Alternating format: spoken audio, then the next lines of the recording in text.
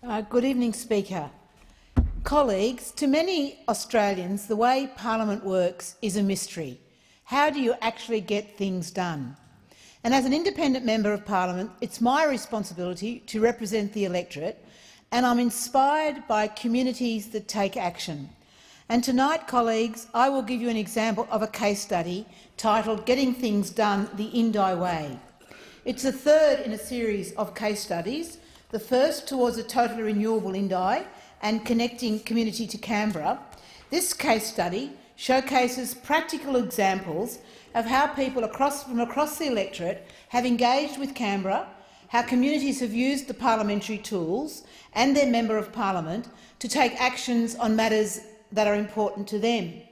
Examples include local councils coming together to secure funding to eliminate mobile phone black spots, taking action on refugee issues, acting on higher education and a national policy on regional development. Remote Indi communities have long demanded better mobile phone services, knowing how vital phones are for our economy, social connectedness and study.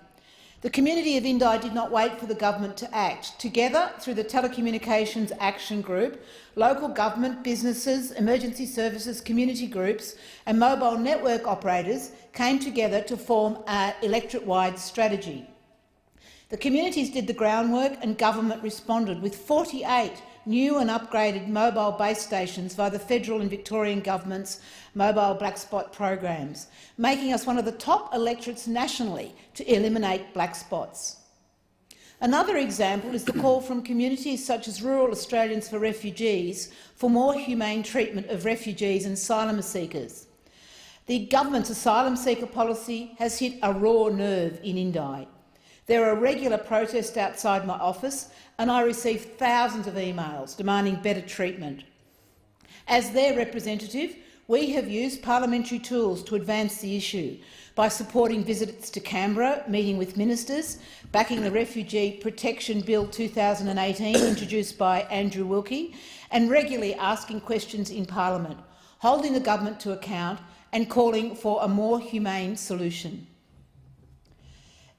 The case study also includes an example of the work of communities to lobby for a regional higher education strategy. This work started with a forum in Wodonga in 2015 at La Trobe University, and since then we have used many of the parliamentary tools to call for a national roadmap for post-school education in regional areas. And the final example I'll mention out of this case study is the move for a better regional development policy. Since before I got elected, there were kitchen table conversations in Indi around the importance of higher education and a pathway from schools. And Indi's message has been loud and clear and consistent. Governments need to take action on regional Australia and a policy. And a main driver of my work has been to influence this debate through motions in Parliament, through legislation, through support for a select committee on regional development and decentralisation. And the committee's report, Regions at the Ready, Investing in Australia's Future, is a bipartisan report which calls for a regional Australia white paper, regional deals and a new approach to regional development policy. So in conclusion, colleagues, this case study, which I'm very happy to share with you, provides a snapshot of what my community has been able to achieve through using parliamentary tools, speeches, questions, inquiry, delegations, select committees, parliamentary friends. These case studies represent what we call the Indi Way, how we get things done, how we engage with politics positively to create effective, exciting and vibrant communities that are full of opportunities.